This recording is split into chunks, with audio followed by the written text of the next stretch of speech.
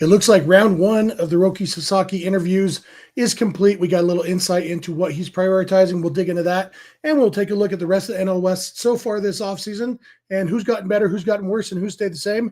We'll dig into all of that. Let's get live on Locked On Dodgers.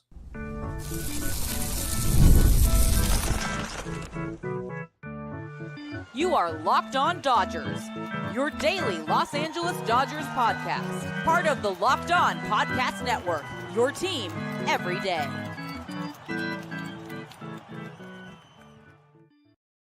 Hey, Dodger fans, this is Locked On Dodgers, part of the Locked On Podcast Network, your team every day. And your team in this case is the World Series champion, Los Angeles Dodgers. Thanks to our everydayers for making Locked On Dodgers your first listen every weekday morning or your last listen every night before weekday morning when we're live like we are here on Tuesday night, Monday night. I don't know what day it is. Monday. Remember this show is free and available on all podcast platforms and on YouTube simply by searching for Locked On Dodgers. So please subscribe wherever you're watching or listening right now. If this is your first time with us, my name is Jeff Snyder. That guy next to me who knows what day it is, that's Vince Samperio. Vince and I are both lifelong Dodger fans, just like most of you. We've also both spent time covering the Dodgers in the press box and the locker room. So we bring you the smart fans perspective on our boys in blue every weekday morning. And Vince, what day did you say it is?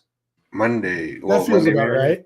Oh. Yeah, between the holiday season and everything else, it's not baseball season yet. That's all I know.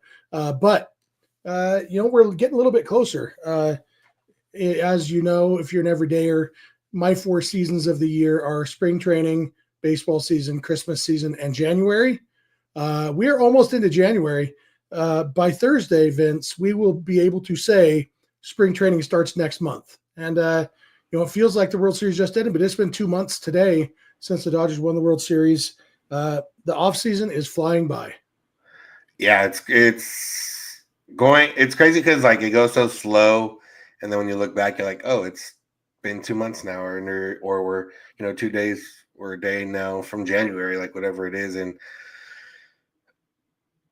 every day's been a day as a world champion. So, it's made it that much better, that much sweeter. And, you just get to see, if you are still on social media around these times, you just get to see a lot of other people being angry that the Dodgers are good and continue to be good and continue to try to get good, with Roki Sasaki being one of those pieces that people are to argue about right now. Yeah, for sure. Somebody in our YouTube comments yesterday said that the Dodgers should call themselves the Los Angeles Deferreds. And I told that guy, whatever his boss is paying him, he needs to double it with that sort of cleverness and originality. But so the Roki Sasaki sweepstakes, what we know as of right now, we got word that Roki is back in Japan now. He's finished round 1 of meeting with teams. Seems like every team that's in the running he has met with. Interestingly, the only teams mentioned by name in this article are the Dodgers, Mets, Yankees, Cubs, Giants, and Rangers. One notable omission on that list is the Padres, who everybody seems to think is the Dodgers' main competition for him. The fact that he's not listed, or that they're not listed, doesn't mean that the Padres haven't met with him, just that it hasn't been publicly, made known that they did meet with him. But now Roki, his agent said they'll keep doing Zoom meetings when necessary. Roki is trying to decide if there are any cities that he wants to visit while he's making his decisions. You would assume if the Yankees and or Mets are involved in the process, if they're serious suitors, that he would want to visit New York. I don't know if he's been to New York before. We know he's been to, was it San Diego that the WBC was played in? Miami. Oh, in Miami. So he's been to Miami. I would guess the Marlins aren't in on him. Just on a whim. That's my guess. But some of the interesting things that were mentioned. One was that Roki specifically made a rule that teams couldn't have current players at the meeting. Basically, he doesn't want teams to bring in, whether it's Japanese players or even just their big stars trying to woo him. His wording was to maintain the integrity of the situation, preserve the integrity of the process, is how it was worded. Did you find that interesting? Do you think it means anything one way or the other as far as the Dodgers are concerned? No, I mean, it said initial meetings, right? So I guess they could have players in subsequent meetings if it does happen. It's interesting in the sense of, like, to me, it felt like, oh, if somebody's there that I really respect, I'm going to be like too into that and not worry about the focus of the team or whatever. So more so quirky than interesting, I guess. If whatever reasoning it was for figuring it out. I mean, at the end of the day, like, he knows who's on every team. I can't really see. I guess it could sway your decision, but I can't see like Ohtani being in a pitch, Judge being in a pitch, like different guys being in a pitch, really helping out too much at this point. You already know they're on the team. Obviously, they both signed 10-year deals. Like, guys that have been there for a while and signed long-term deals, they're like, they want to be there. There's little things they can probably sell you on, but you can do that in a conversation off on the side. You don't really need them to be in person. The other little thing that was that only 20 teams sent like packages. Why wouldn't it be 30 teams? But I don't know. I guess some teams maybe just don't believe in themselves. Yeah. If you, I assume the White Sox know that Roki is not interested in going there. I would guess they're one of the 10 teams that didn't. That is kind of interesting. Another thing that Joel Wolf, the agent, said was that, and some of it is agent talk. He said he doesn't seem to look at it in the typical way that other players do. That's every agent wants to make it sound like their player is a special snowflake who, nobody else is like him. But I'll read the rest of the quote. He says he has a more long-term global view of things. I believe Roki is also very interested in the pitching development and how a team is going to help him get better, both in the near future and over the course of his career. Roki is by no means a finished product. He knows it and the teams know it. He's incredibly talented. We all know that, but he's a guy that wants to be great. He's not coming here just to be rich or to get a huge contract. He wants to be great. He wants to be one of the greatest ever. And I think that's probably why he didn't want other players there. Because another thing that is mentioned in this article on The Athletic is that all the teams got the same exact amount of time, less than 2 hours to make their pitch. And I assume Roki, if his number one goal is development, I don't need to hear 10 minutes from Yu Darvish or Shohei Ohtani. I know these guys. I don't need to hear from Aaron Judge. I want to hear from the people who can help me be better. And that is, the pitching coaches, the player development team, obviously the general manager and the manager have a big role in that as far as helping a player get better.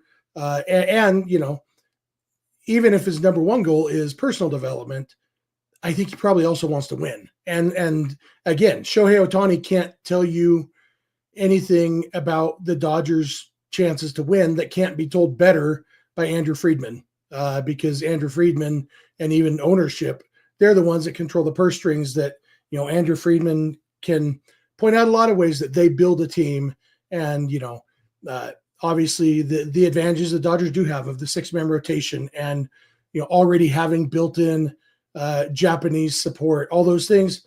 You don't need Yoshinobu Yamamoto or Shohei Ohtani to tell you about those things.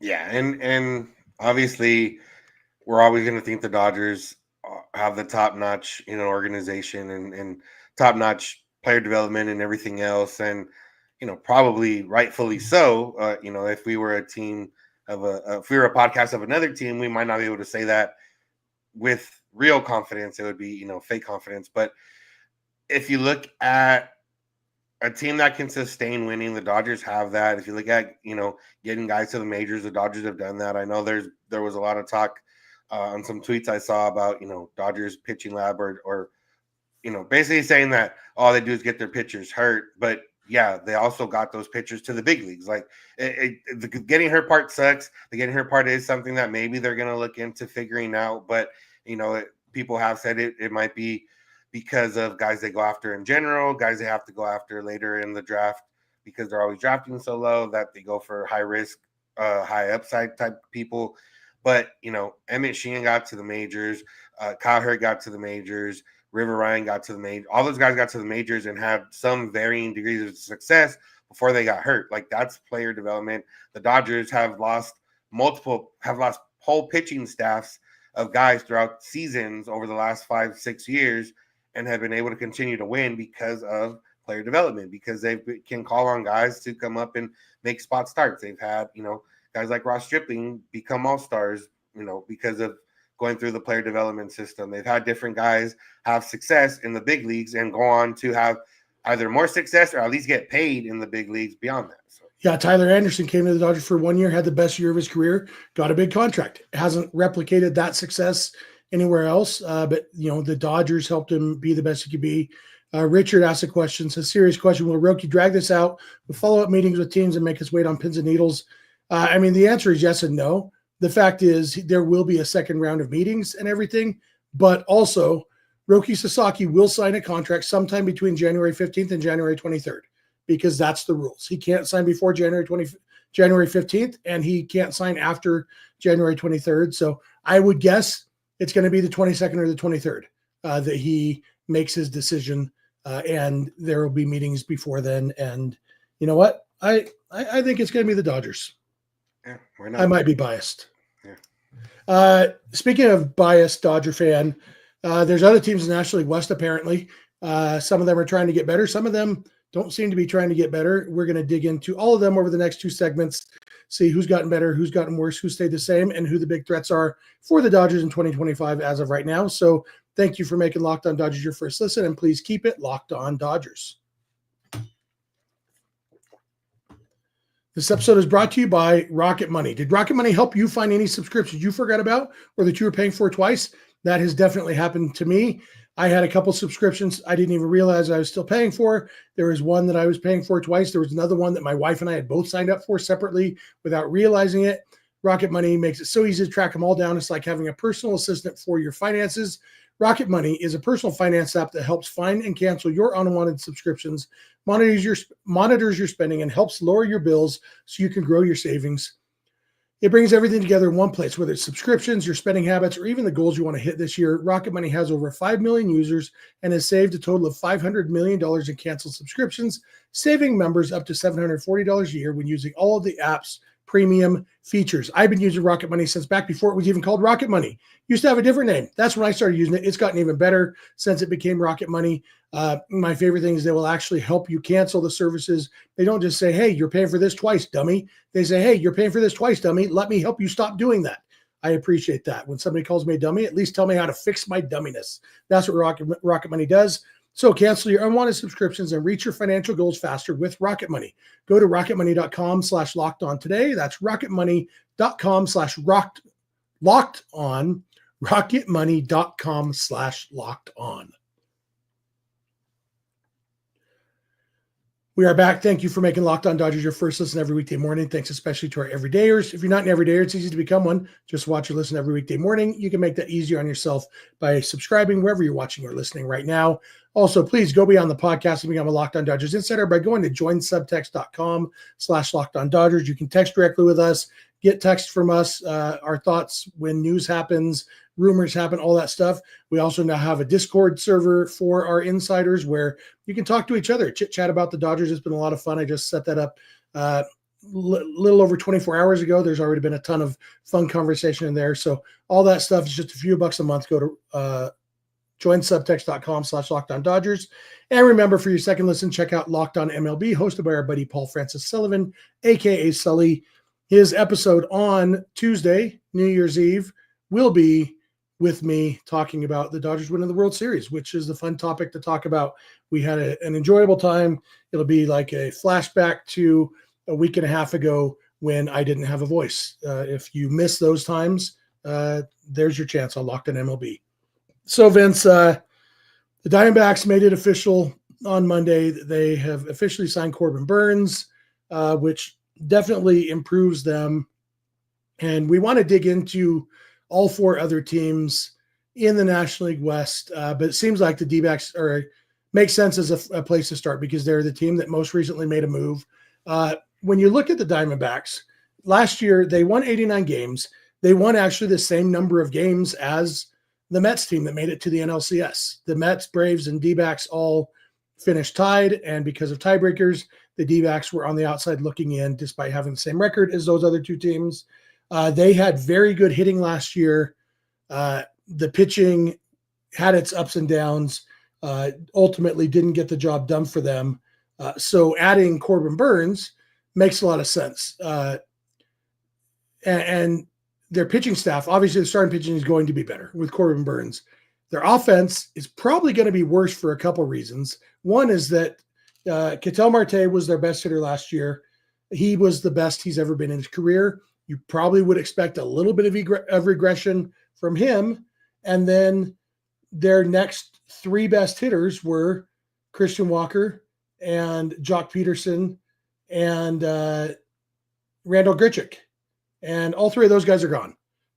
Christian Walker hasn't signed. Did he sign somewhere? I don't think or did he? Christian Walker, yeah, Astros. Oh, that's right. He signed with the Astros. And Jock just signed with the Rangers. Randall Grichuk hasn't signed anywhere. He's a lefty masher. Josh Bell was also up there on their, so they've lost a lot of the offense that they had last year. Obviously, still have Ketel Marte. Corbin Carroll had a down year. You probably expect him to be a little bit better. I don't know. What are your thoughts on the D-backs, Vince? Yeah, the D-backs are interesting because when you think about it, you're like, oh, why would the team that didn't make the playoffs last year be the team like to worry about? But then when you kind of look at the numbers, they improved on the 2022. Like 2022 team made the World Series, but only won 84 games. They won 5 more games last year. They led the National League in runs. They beat the Dodgers in runs scored by like 20 some runs. And you're like, oh, man. But then, yeah, when you think about the flip side, and they just added Corbin Burnes. But then you think about that flip side, like, okay, Christian Walker's gone and Jock Peterson's gone. And I don't think they've gotten anyone to replace that. Corbin Carroll had a little bit of a down year overall, picked it up towards second half of the season. But, he can't make up all that lost production. And I don't know what else they're going to go out and do there.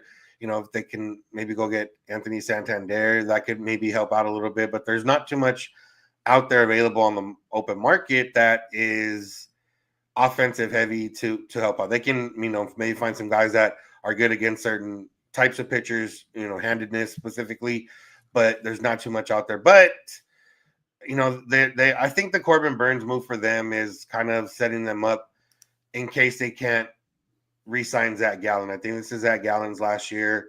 And, as we've seen, prices for pitchers and players and everything goes up every year. So if you can sign a guy that's an ace right now, you might not pay the ace next year when, prices for aces are a little bit more. So I think they're trying to set themselves up. I think they're still a good team. And if they have, everything go right for them, they could still compete in the NL West. But as of right now, I just don't see them, pushing the Dodgers. Playoff series would be a different conversation to have. For the regular season, not yet. Yeah, you saying the phrase offense heavy reminded me they did trade for Josh Naylor, a heavy offensive player. He's listed at 5'11", 250, which means he's probably actually 5'9", 280, and he looks every bit of it. That'll be an interesting one. I mean, I guess they replaced Jock Peterson's girth in the locker room, so that's good. But yeah, you look at the offense, even last year, like at first glance, if you look at their baseball reference page, it's like, well, every single one of their starters had a triple-digit OPS plus. Means every single one of them was above average offensively. But then you look at the numbers, and there's a 105 for Gabriel Moreno, 101 for Geraldo Perdomo, 109 for Lourdes Gurriel Jr., 107 for Corbin Carroll, 109 for Jake McCarthy. 5 of the 9 were, barely above average. Who's going to regress? Is Lourdes Gurriel Jr. going to get better? Probably not. He's probably going to get a little worse. He did get worse. He was really, really good the first month of last season and then struggled after that. Gabriel Moreno, he's still young, but he's also a catcher. So, all those guys, you could definitely see them taking a step and a half backwards offensively because of the changes and natural regression. And then, it's going to come down to, is Brandon Pfaadt gonna take that next step? Can Merrill Kelly actually be good? All those things. He's been solid, but is Jordan Montgomery actually a good pitcher? Probably not. So it's going to be interesting. I do think they right now have a decent case as being the second best team in the division. Now that they've added Corbin Burnes, but I don't know for sure. It's tough to say. Yeah, I mean, like I said, everyone's competing for second place. The Padres probably a little more so. And again, a lot of these questions, I'm still taking Dodgers in any series. But when you talk about a specific series with the Diamondbacks, yeah, Corbin Burnes and Zach Gallen are a tough two to beat if it's a short series. But, hopefully we don't ever have to get to that point. So. Yep, for sure. We'll come back in a second. We'll talk about the other three teams in the NL West. So thanks for making us your first listen, and please keep it locked on Dodgers.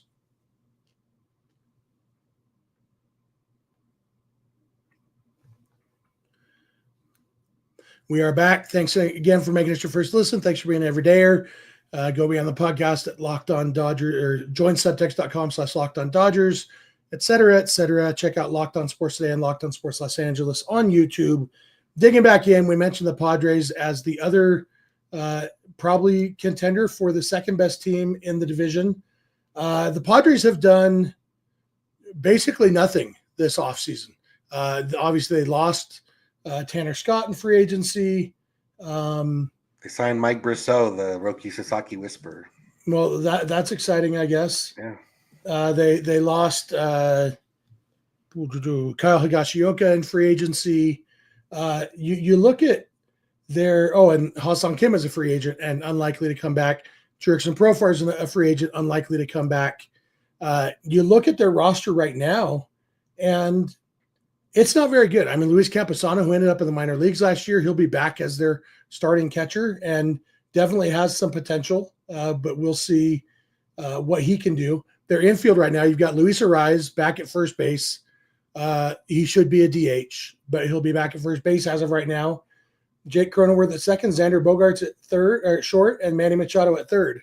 They had moved Xander Bogaerts off of shortstop a year after signing him to a 95-year contract, and he's 32 years old now. But he'll probably be back at shortstop, I guess, unless they decide to move Jackson Merrill back to shortstop where he played in the minor leagues. But Jackson Merrill was a very good outfielder, and you look at their outfield right now. There's 4 outfielders on their roster.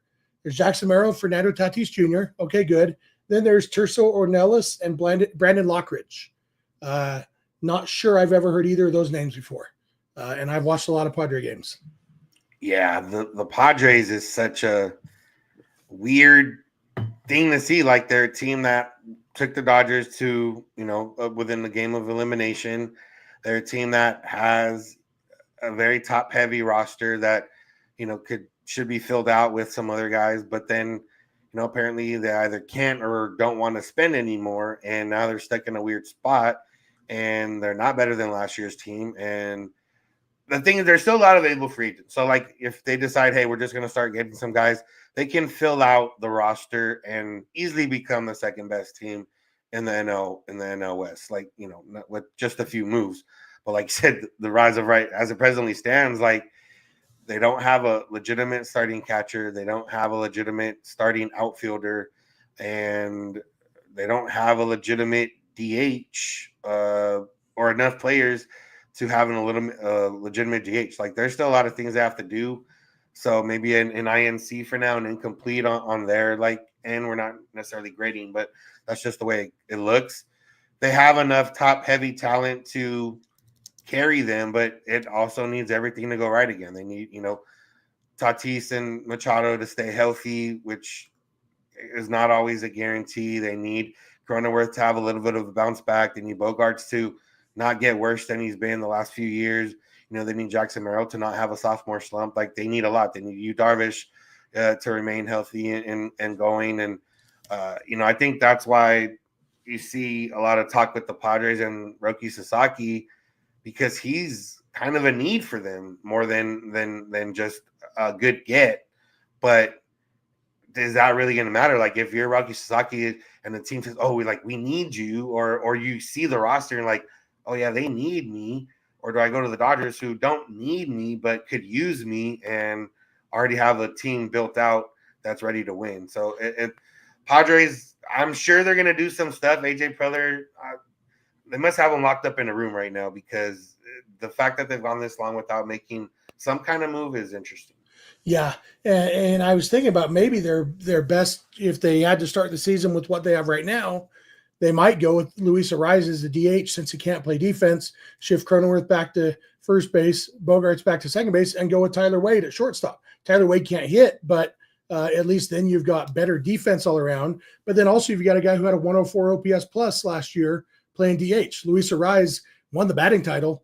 Is a, for all the talk about comparing him to Tony Gwynn, Luis Arraez is not a great hitter. He is a great batting average hitter, but there's a difference. And it's hard to picture a team saying, okay, guy with 4 home runs last year, why don't you be our DH? And that's kind of the problem with Luis Arraez in general. He can't play anywhere on defense, and he doesn't hit well enough to be a DH. So, which makes sense why his name keeps coming up in trade rumors. Maybe they're going to try to trade him. Of course, he also talked about maybe they're going to try to trade Dylan Cease, one of their 3 actual good starting pitchers. So that would be kind of weird. I guess let's move on to the Giants now. Speaking of teams that haven't done a ton, the Giants made a big splash. They signed Willy Adames, and then they have struck out. Last offseason, their 2 top goals going into the offseason were Shohei Ohtani and Yoshinobu Yamamoto. So obviously it felt great to them to have both of those guys sign with their arch rivals. This year, Corbin Burnes was a big target. They would have liked to have Blake Snell back. Both of those guys have signed elsewhere. They got, what's his name, Willy Adames.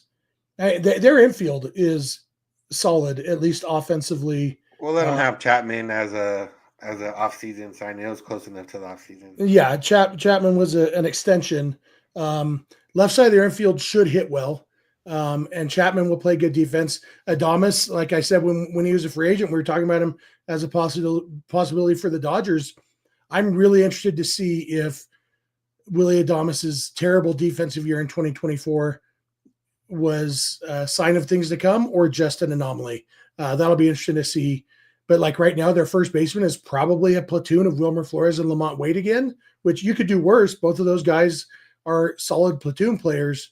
But they are they going to go after Pete Alonso because they feel like they need to make a splash? That kind of seems like the kind of thing that Buster Posey might do. Let's go get this big name of Pete Alonso, which absolutely would make them better in the short run, at least. How long do they have to sign him for? How much do they have to pay him? All those things. It's definitely, it's one of those things that makes me glad that the Dodgers don't make desperation signings. Yeah, and the Giants, it's just kind of a, you look back and you're like, oh man, Max Muncy's been with the Dodgers a long time, and you look back and you've been like, oh man, Chris Taylor's been with the Dodgers a long time, and the Giants are kind of like that, but with just less talented players. Obviously, Chris Taylor's maybe run his course with the Dodgers, but like Mike Yastrzemski's been with them a long time. Is he still a starting caliber player? Yeah, maybe if he's like your number 8 or 9 guy, not somebody that's higher up than that. Lamont Wade had that crazy year in 2021, like seemingly some of the other guys did that year. But then since then he's been good, but not great, and definitely not someone that's like should be maybe an everyday type player, or especially at first base. Like you shouldn't have a platoon at first base. You should have somebody like, I guess, like a Pete Alonso, that can you sit there every day and at least hit some home runs, or at least try to. With that stadium, it's always hard to say why hitters maybe don't want to go there, because it does sap your power a little bit. Could up your doubles if you are somebody that's in the doubles, but obviously, home runs is where it's at. But they're just a weird team. Logan Webb is good. They tried to go after Corbin Burnes. That would have been a decent 1-2 punch, but it's just not enough to like. If I was a Giants fan, it just doesn't excite me. Like, yeah, I'm going to see Lamont Wade and Mike Yastrzemski out there again, and whoever else. Helio Ramos came up and had a really good first year last year. Was an all-star. That's exciting, and then you look down at the farm system, and they're ranked in the lower half of the league in pretty much any publication. And there's just not too much to get excited about. And that makes me happy. Yeah, and there's some pitchers who you could see, like you said, they got Logan Webb. They've got Robbie Ray, who looked decent at times after he came back last year. You got young guys like Kyle Harrison and Hayden Birdsong, both of whom have some things to be excited about. But yeah, I mean, the Giants feel like a fourth place team for 2025. And that's only because the Rockies exist. And, I guess that brings us to our last team. And maybe the only thing to say is the Rockies exist, right? They do exist. That is true. I saw a tweet today that was the last 4 or 5 off seasons, they've only signed one player to a multi-year contract. It was And that was Chris Bryant. Bryant. And Yeah. that's we all know how that has gone. So yeah, Rockies are bad. They were bad in 2024. They're going to be bad again in 2025. Don't seem to be interested in getting good, which is, it's an approach, I guess. They have a beautiful stadium, and fans mostly still show up. They're losing Charlie Blackmon, so they won't have to pipe in crowd noise anymore for walk-up songs. They'll leave that to the Padres to pipe in the Beat LA chants. Made the Padres music guy so mad one time when I saw on Twitter that they piped that in. But yeah, the Rockies are going to be bad. Going to finish in 5th place in the division. Yeah. I know it's further and further away now. We're going into 7 years since it's happened, but the fact that when you look back at 2018 and you're like, on this, run the Dodgers have been on, they played a game 163 against the Rockies for the division. Just sounds like something that is made up. Yep, absolutely. I think we might have a Giants fan in the chat. I can't tell for sure. But you know what? Good. Stats is stats, baby. So Dodgers, obviously the favorites in the NL West, and hopefully stretch out that favoritism a little bit more if they go get Roki Sasaki and Tanner Scott and, whoever else. Keep building out this roster. Dodgers seem committed to putting the best team possible out on the field every year, and that's all we can ask for as fans. Yep. All right, you got anything else for today, Vince? No, nothing else right now. All right, that'll do it for us. Tomorrow's episode, we're not sure exactly what we're going to do yet. We know we won't be live on New Year's Eve. It doesn't seem like many people, that's what they want to do for New Year's Eve. So we'll probably record an episode later or earlier in the day, and then, maybe we'll even post it, early evening so you can watch it before you start your New Year's Eve festivities if you want to. But we'll definitely have something for you because that's what we do, because we are everydayers, and we hope you will be an everydayer too by watching and listening every weekday morning. You can make that easier on yourself by subscribing wherever you're watching or listening right now. Remember to go beyond the podcast and become a Locked On Dodgers insider by going to joinsubtext.com/LockedOnDodgers. You can also check out Locked On Sports Today and Locked On Sports Los Angeles, the 2 24/7 streaming channels on YouTube from the Locked On Podcast Network. Be sure to catch me on Locked On MLB with Sully for his New Year's Eve episode. You can follow us on Instagram, Twitter, and TikTok at Locked On Dodgers. Vince is on Twitter at VinceSense91. I'm on Twitter at Snydog. Both of our DMs are open over there. You can also email us, lockedondodgers@gmail.com, or send us a voicemail or a text message to 323-863-LOCK 5625. We are here every weekday morning. We hope you'll be here with us. When you get in your car or sit on your couch, tell your smart device to play podcast Locked On Dodgers. And remember, you don't have to agree. You just have to listen. We'll talk to you tomorrow. Have a good one.